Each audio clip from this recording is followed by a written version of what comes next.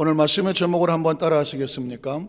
돌문을 옮겨야 나사로가 살아나옵니다. 무엇을 옮긴다고요?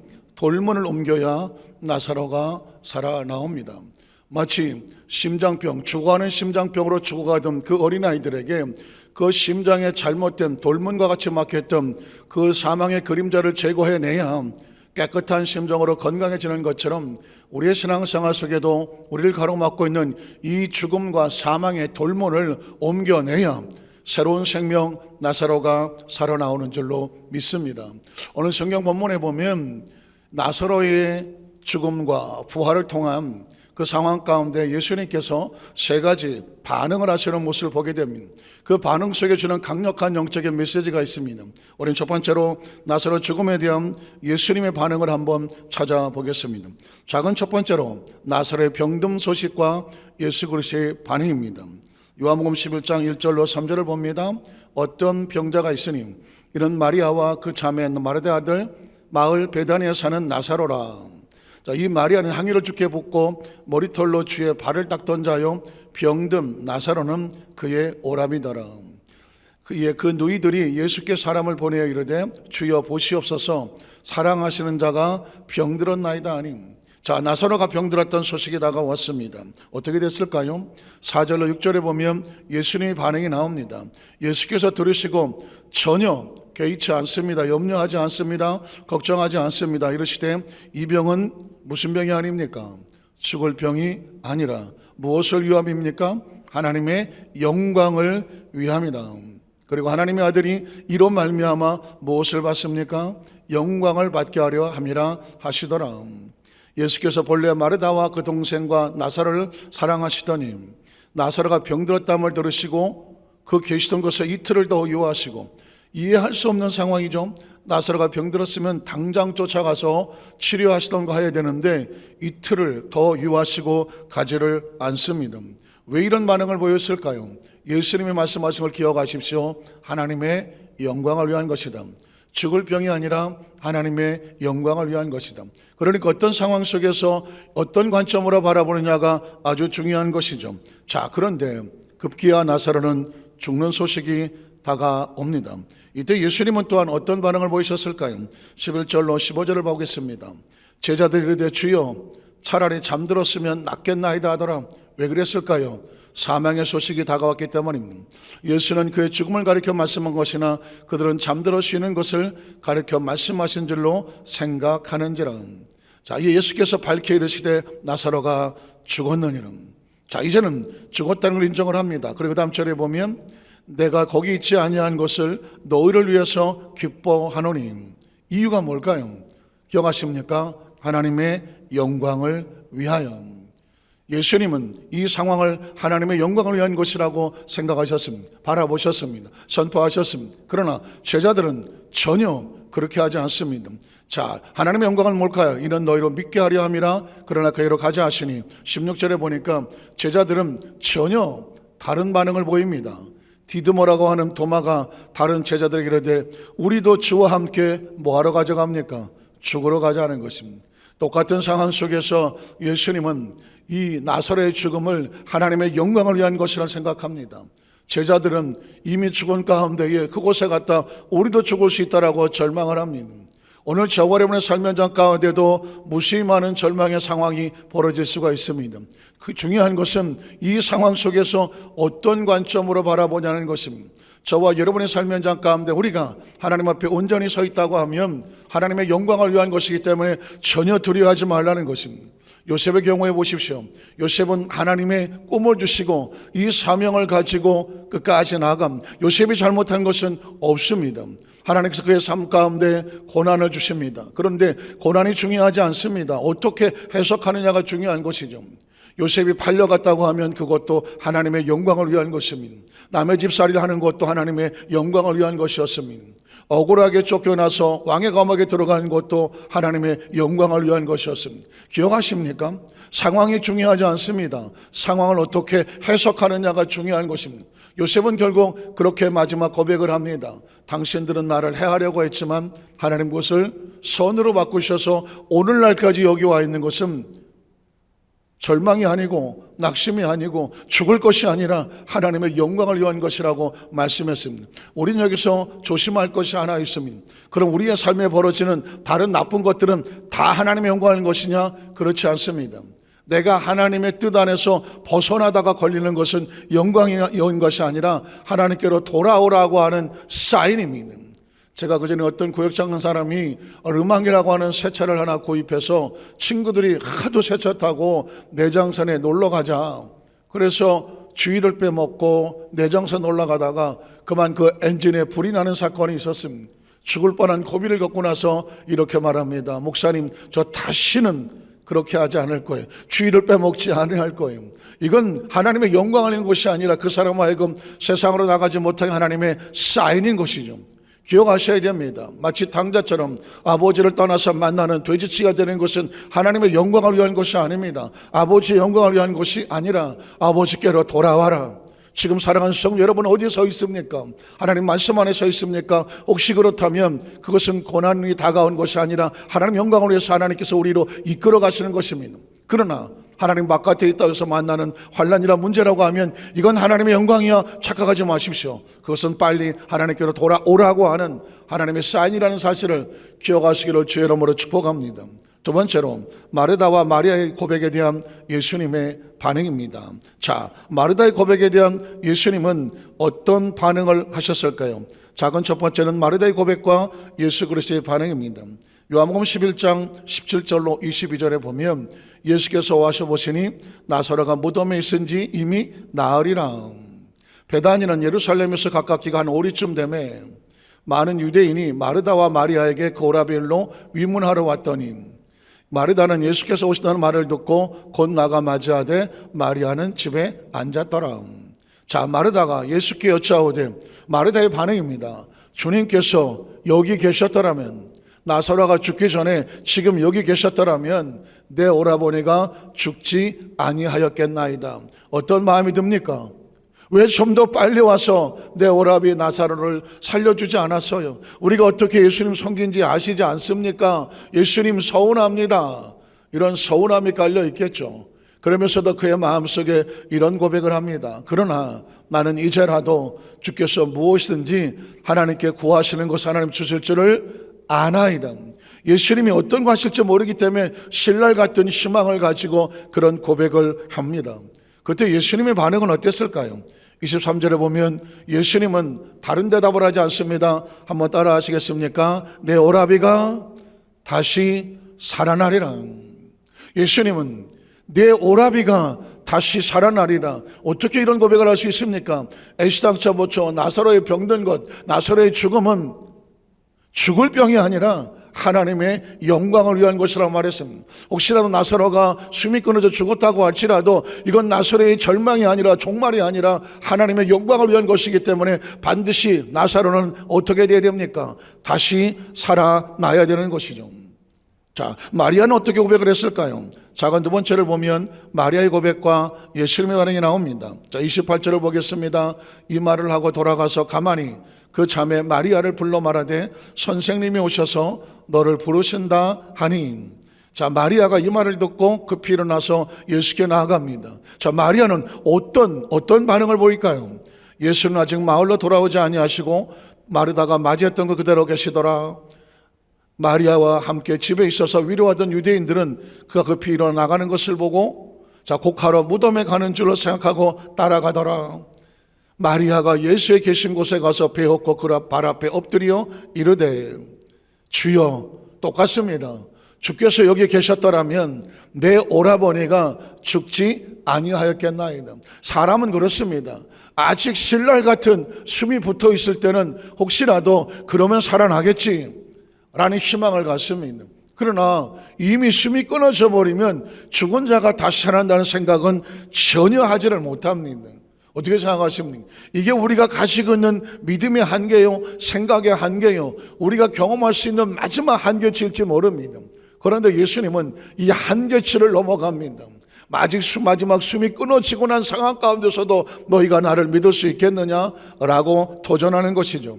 자, 이 반응에 대해서 예수님은 또한 어떻게 반응하셨을까요? 33절로 35절에 보니까 예수께서 그가 우는 것과 또 함께 온 유대인들이 우는 것을 보시고 심령이 어떻게 여깁니까? 비통히 여기십니다.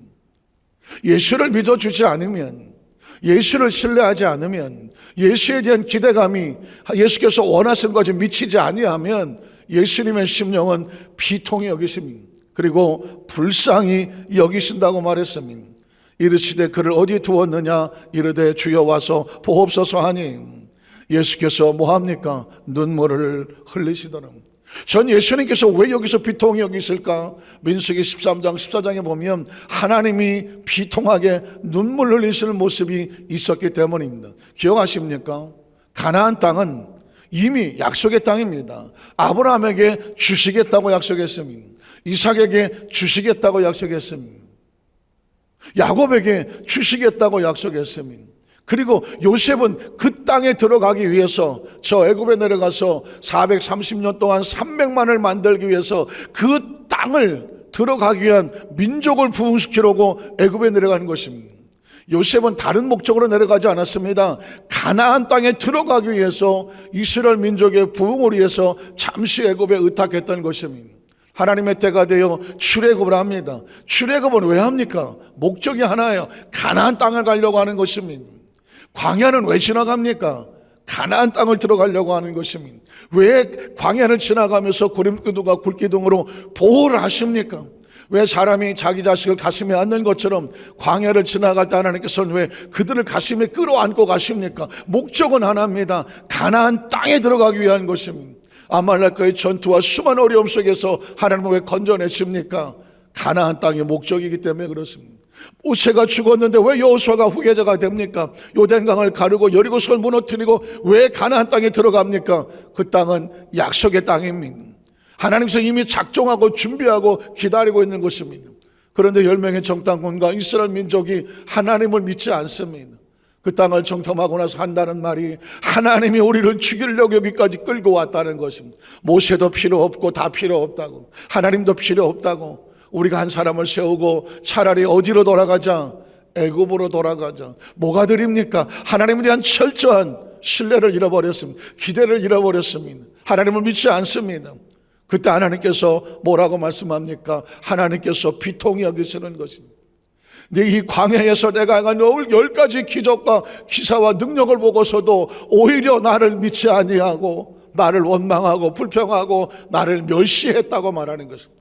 여러분, 피조물이 창조물을 어떻게 멸시합니까? 하나님이란 존재를 믿지 아니하면, 신뢰하지 아니하면 하나님 이렇게 말씀합니다. 네가 나를 멸시하는구나. 저와 여러분이 창조주라고 생각해 보십시오. 창조주가 피조물에게 원하는 건 뭐가 있을까요? 딱 한 가지밖에 없습니다. 끝까지 신뢰하고 나를 믿고 어떤 일이 벌어지더라도 반드시 해가 변하여 선이 될 것을 믿고 따라와 달라는 것입니다. 그래서 여호수아 갈렙이 마음이 다른 것입니다. 하나님 우리를 기뻐하시면 우리 그 땅으로 반드시 인도하여 드리라고 하는 것입니다. 여러분, 이 상황이 전혀 다르지 않아요. 마르다와 마리아가 그렇게 하나님을 신뢰한 사람이었고 예수를 따랐다고 하면 내 오라비가 살리라 그러면 살아날 것을 믿는 것이지. 왜 여기 계시지 않아서 죽었다고 슬피 울며 예수를 믿지 않습니까? 예수는 마음 가운데 비통히 여기시고 불쌍히 여기시고 눈물을 흘리시더라는 겁니다. 제가 저희 집에 있는 조그만 물고기 이야기를 가끔 합니다. 처음에 이마트에서 사왔을 때는 한 5,000원짜리 요만한 정도의 잉어 새끼였었습니다. 금붕어도 아니고 잉어 새끼라 그래서 혹시나 하고 사갖고 왔습니다. 그런데 그 한 마리가 지금 거의 손바닥보다 더 커지고 자라고 있습니다. 한 3, 4년, 4, 5년 된 것 같이 많이 커 있습니다. 그런데 이 붕어하고 잉어죠. 잉어 새끼와 새끼도 아니에요. 중간치 됐어요. 청년쯤 됐는데 간혹가다 저하고 신경질을 합니다. 왜 신경을 하냐면 물을 갈아줘야 되는데 물을 갈 때마다 이놈이 며칠씩 삐지는 겁니다. 왜냐하면 물을 갈아주려면 얘를 끄집어내야 되거든요. 얘는 제가 끄집어내면 자기를 잡아먹는 줄 알고 난리를 치고 도망갑니다. 어쩔 수 없이 뜰채를 떠서 다른 용기에다가 물을 담아놓고, 그리고 그러는 동안에 저는 그 청소를 해줘야 되거든요. 싹 청소를 하고 다시 거기다가 새물을 받아놓고 한참 있다가 잉어 청년 새끼를 데려다가 갖다 거기다가 집어넣으면 난리를 칩니다. 어디 그냥 집어넣은 나무 그때 숲을 같은 옆에 숨어갖고 절대로 안 나옵니다. 그 전까지만 하더라도 제가 지나가기만 하면 난리를 치고 밥 달라고 달라들었는데, 이제는 제가 지나가면 도망가서 숨습니다. 왜 그랬을까요? 삐진 겁니다. 자기를 그렇게 끄집어내서 한쪽 구덩이에 갖다 놓고, 자, 왜 그런 일을 했는데 얘는 이해를 하지 못하기 때문이죠. 사실 제가 그렇게 하는 것은 이거를 더 오래 살고 맑은 물에, 깨끗한 물에 살게 하려는 것이지 나쁘게 하려는 의도는 일도 없습니다. 그러니까 그 잉어가 할 것은 딴 거 아닙니다. 제가 뭘 하든지 주인을 신뢰해 주는 것입니다. 하물며 그런 상황인데 하나님께서 저와 여러분의 삶 현장 가운데 비록 나사로가 죽어서 사흘이 됐다고 할지라도 하나님께서 말씀하시기를 하나님의 영광을 위한 것이라고 하면 잠시 이곳에 두었지만 그 상황이 다시 변하여 뭐가 됩니까? 하나님의 영광이 되어지는 줄로 믿습니다. 하나님께서 지금 저와 여러분에게 이 나사로 사건을 통해서 말씀하고 있는 건 마찬가지입니다. 오늘 저와 여러분의 삶 현장 가운데 있는 내가 원치 않은 어떤 상황이 벌어졌을 때 이걸 어떻게 해석하느냐? 하나님 말씀만 기억하십시오. 예수님 말씀하셨습니다. 하나님의 영광을 위하여. 마지막 세 번째로 오늘 무덤 앞에서 생명을 선포하시는 예수님의 모습입니다. 무덤 앞에서 예수님의 명령과 마르다의 반응이 나옵니다. 요한복음 11장 38절로 39절에 보면 이 예수께서 다시 속으로 비통히 여기시며, 성경을 보십시오. 처음에 비통히, 두 번째 눈물을 흘리며 불쌍히 여기며, 그리고 또 가슴을 아파하던 그분이 예수님 다시 속으로 또 비통히 여겼어요. 기억하십시오. 크리스찬들이 하나님에 대한 신뢰를 잃어버리면 예수님의 심령을 비통히 만드는, 비통히 여기시며 무덤에 가시니 무덤이 굴이라 돌로 막았거늘 예수께서 이르시되 돌을 옮겨 놓으라. 한번 따라 하시겠습니까? 돌을 옮겨 놓으라. 이 돌은 사망과 생명을 가로막는 돌문입니다. 이 돌을 옮겨 놓아야 죽어있는 나사로라도 나올 수 있는 것입니다. 그런데 그 죽은 자의 누이 마르다가 이르되 뭐라고 말합니까? 주여, 죽은 지가 나흘이 되었으며 벌써 냄새가 나나이다. 무슨 뜻입니까? 마르다의 마음속에 나사로가 다시 살아난다는 생각은 1도 없습니다. 1도 없습니다. 1도 믿음도 없고 기대도 없고 생각도 없고 계산도 없고 상상해 본 적도 없습니다. 이미 나사로에 대한 모든 기대를, 이건 나사로에 대한 기대를 잃어버린 것이 아니라, 돌문은 나사로의 무덤을 막고 있는 것이 아니라 마르다의 가슴 속에 생각과 의식과 사고 속에 이미 불신앙과 믿지 못하는 돌문으로, 사망의 돌문으로 꽉 가득 차고 있는 것입니다.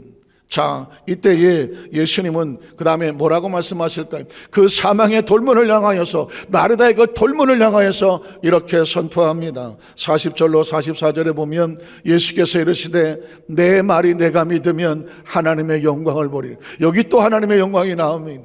하나님의 영광은 머리로 생각하는 것이 아닙니다. 계산하는 것이 아닙니다. 하나님의 영광은 하나님의 말씀을 믿어야 되는 것입니다. 하나님 말씀을 듣고 생각을 믿고 의도를 믿고 계획을 믿어야 되는 것이죠. 하나님의 영광을 보리라 하지 아니하였느냐. 또 계속 이어집니다. 돌을 옮겨 놓으니 예수께서 눈을 들어 우러러보시고 이르시되 아버지여, 내 말을 들으신 것을 감사하나이다. 예수님의 모든 사역은 철저하게 하나님께 영광입니다. 그리고 아버지 하나님께서 이 모든 것에 감사의 고백을 합니다. 항상 내 말을 들으신 줄을 내가 알았나이다. 그러나 이 말씀하옵는 것은 둘러선 무리를 위함이니 무리들이 어떻게 하라고? 아버지께서 나를 보내신 것을 그들로 믿게 하려 하는 것입니다. 하나님께 영광을 돌리고 사람들로 하여금, 백성들로 하여금 믿게 하려 함이라고 말했습니다. 또 성경은 계속 예수의 말씀을 이어집니다. 이 말씀을 하시고 큰 소리로 뭐라고 선포하십니까? 나사로야 나오라. 한번 따라 하실까요? 나사로야 나오라. 왜 나사로가 나옵니까? 돌문을 옮겨 놓으니까 이제 나사로가 나올 수가 있기 때문입니다. 죽었던 나사로에게, 절망에 갇힌 나사로에게 예수님이 선포합니다. 나사로야 나오라. 여러분 혹시 보이십니까? 이 돌문은 밖에 있지 않다고 말했습니까? 안 했습니다. 어디 있었나요? 마르다의 가슴을 뚫고 생각을 뚫고서니 이 불신앙의 돌문이 떨어져 나가니까 사실은 이 마르다의 심령을 향해서 말하는 것입니다. 내 속에 숨어있는 절망아 나와라, 좌절아 나가라, 아픔아 상처에 떨어져 나가고 다시 새로운 희망이 살아나올지어다, 새로운 비전이 살아나올지어다, 새로운 꿈이 살아나올지어다. 나사로는 죽어서 냄새났던, 우리가 처박아두었던 지나간 과거의 상처와 아픔과 슬픔과 절망과 우리 속에선 모든 부정적인 것들입니다. 이런 돌문들이 다 씻겨져 나가면 다시 꿈꿀 수 있고, 다시 힘을 얻을 수 있고, 다시 건강할 수 있고, 다시 복을 받을 수 있고, 다시 힘을 얻을 수 있는 새로운 생명이 우리 속에서 살아나오게 되는 것이죠. 한 번 더 따라하실까요? 나사로야 나오라, 그렇게 말씀하시니 그 다음 절에 보니까 죽은 자가 수족을 베러 독인 채로 나오는데 그 얼굴은 수건에 쌓였더라. 예수께서 이르시되 풀어놓아 다니게 하라. 나사로는 수건에 쌓여서, 수위에 쌓여서 무덤에 갇혀서 죽어 있을 존재가 아닙니다. 저와 여러분이 예수를 구주로 믿고 하나님의 자녀가 되어지면 그전엔 죄에 묶여서, 동굴에 묶여서 갇혀있는 자였지만 예수님은 저와 여러분이 말씀합니다. 이제 너희가 예수 안에서 자유하고 동굴에서 나와서 풀어놓아 다니게 될지어다. 예수님을 구주로 믿으시면 아멘 하시기 바랍니다. 예수님의 십자가는 우리에게 이렇게 말합니다. 내가 다 이루어 놓았다, 다 이루어 놓았다, 나사로야 나오라, 여기까지 말씀을 다 해놓았습니다. 그러면 어떻게 하느냐? 우리가 할 것은 이 마음에 있는 내 돌문을 옮겨놓는 것입니다. 내가 있었던 절망과 좌절과 낙심과 나는 안 돼, 못한다, 나는 인생은 끝났다, 난 이대로밖에 안 된다, 이것이 내 운명과 팔자라고 말했던 모든 부정적인 돌문을 다 던져버리고 내 마음속에 난 할 수 있습니다, 나는 하면 됩니다, 해보겠습니다, 내 인생은 새로워질 수 있습니다, 복을 받을 수 있습니다, 치료받을 수 있습니다, 하나님 나를 축복하십니다. 이 땅의 사망으로 끝나지 아니하고 영원한 천국의 소망을 가진 영생의 축복을 받은 줄로 믿습니다. 이게 우리 속에서 나와야 되는 것이죠. 오늘 저와 여러분에게 예수님께서 말씀하시는 것은 너의 마음속에 돌문을 옮겨 놓으라는 것입니다. 제가 마태복음 8장에 있는 문둥병 환자 예를 한번 말씀드리고 말씀을 마치려고 합니다. 여러분 마찬가지입니다. 자, 문둥병 환자도 나사로처럼 동굴에 갇혀 있었습니다. 숨만 끊어지지 않았지 똑같이 머리부터 발끝까지 썩어서 냄새나고 있습니다. 이건 문둥병 걸린 지 사흘이 아니라 먼지 수십 년을 그렇게 처절한 절망에 빠졌습니다. 가족도 없고 친척도 없고 꿈도 없고 비전도 없고 재물도 없고 재산도 없고 아무런 행복과 기쁨이 없는 죽은 자와 방보를 합니다. 그런데 그 동굴에 갇혀있는 문둥병 환자가 예수의 소문을 듣습니다. 예수가 죄에서 우리를 사하여 주시고 병든 자를 고쳐주시고 새로운 삶을 주시고 천국 백성으로 만들어 주신다는 복음을 듣게 됩니다. 이게 바로 문둥병 환자의 마음을 두드리고 돌문을 옮겨놓는 것입니다. 문제는 뭐냐? 어떻게 나오냐는 것이죠. 어떻게 나옵니까? 율법에 따르면 일반 사람들에게 나와서 발견되면 돌을 던져 맞아 죽어도 싼 그런 천형을 가진 존재, 하나님께 버림을 받은 존재와 같은 존재인데 어떻게 나옵니까? 나오려면 내 생각에서 나와야 되는 것이죠. 절망과 좌절과 두려움이 아니라 예수에 대한 소문을 듣고 예수의 희망을 가지고 내가 돌문을 열고 예수님 앞에 달려 나와야 되는 것이죠. 마치 저와 여러분 하나님 앞에 나와 엎드리는 것은 바로 그런 예배와 같습니다. 이 예배에 참석한다는 것은 바로 돌문을 열고 예수님 앞에 나와서 내 모습 그대로 주여 나를 불쌍히 여겨 주시옵소서 고백하는 것과 같습니다. 기억하십니까? 그 문둥병 환자는 이렇게 고백합니다. 주여, 주께서 원하시면 나를 깨끗하게 하실 수 있는 줄로 믿습니다. 저는 처음 이 본문을 읽을 때 얼마나 많이 울었는지 모릅니다. 문둥병 환자가 어떻게 스스로 깨끗해질 줄 이런 상상을 합니까? 이런 꿈을 꿉니까? 이런 모습을 바라봅니까? 오직 하나, 예수를 구주로 믿으니까, 예수님을 생각하니까, 예수의 복음을 들으니까, 예수의 십자가 흘린 피를 생각하니까 내 죄를 사해 주시고 온몸 머리부터 발끝까지 죄의 모든 썩어진 상처들이 떨어져 나가고 썩어진 이 육체의 질병이 떨어져 나가고 내 마음의 절망이 빠져나가고 내 삶의 가난과 저주가 떨어져 나가고 인생의 처절한 절망이 따와서 다시 시작할 수 있다, 다시 새로워질 수 있다, 그런 꿈을 가지니까 예수 앞에 달려 나오게 되는 것입니다. 예수님은 그 문득병 환자의 몸에 손을 대시며 내가 원하노니 깨끗함을 받으라. 내가 원하노니 깨끗함을 받을지어다. 전혀 대로 살아온 삶이 되는 것입니다. 오늘 말씀을 정리하기 원합니다. 사랑하는 여두순복 우리 안삭교회 성도 여러분, 우리 매일매일 동굴과 같은 치열한 이 어둠과 싸워야 됩니다. 수도 없이 마귀는 우리 마음속에 돌문을 갖다 쳐박아 놉니다. 이번 주일도 마음에 승리하고 나갔지만 한 주간 동안에 의심과 절망과 좌절과 낙심과 불안과 초조와 생각지 않은 여러 가지 문제가 덜커덕 우리 앞길을 돌문처럼 막아놓습니다. 그때 여러분 예수님의 말씀을 기억하십시오. 내가 하나님 안에 있다고 한다면 이것은 염려하지 마라. 나사로의 이 질병은 죽을 병이 아니라 하나님의 영광을 위할 것이다. 그래서 하나님의 영광을 반드시 하나님과 합력할 선을 이루어 주실 것이다. 이 믿음을 가지고 예수의 이름으로 절망은 떠나가라. 돌문을 옮기고 낙심은 떨어져 나가라. 좌절은 떨어져 나가라. 공포는 떨어져 나가라. 유혹은 빠져나가라. 모든 질병은 떨어져 나가라. 여러분이 큰 소리로 외치며 쫓아내야 됩니다. 그리고 내 안에 나사로야 나오라. 그 말씀을 가슴에 끌어안고 영혼은 잘 됩니다. 범사가 형통합니다. 강건에 넘쳐납니다. 내 앞길이 칠흑같이 어려워도 예수님께서 우리 앞길임이 열어놓아 주셨습니다. 이 믿음을 가지고 예수 이름을 꿋꿋하게 살아갈 때에 마귀는 한 길 나왔다 7길 떨어져 나가고 오늘 저와 여러분의 앞길에 시온의 대로와 같이 약속한 대로 길을 열어 주실 것을 믿습니다. 간절히 바라기는 이 믿음을 가지고 매 순간마다 끊임없이 다가오는 돌문을 옮겨놓아야 나사로가 살아나오니 매일 순간에 나사로가 살아나오는 것처럼 생명이 차고 넘쳐나고 가정과 사업과 자녀 자손 가운데 하나님의 생명이 충만하시기를 주님의 이름으로 축원합니다.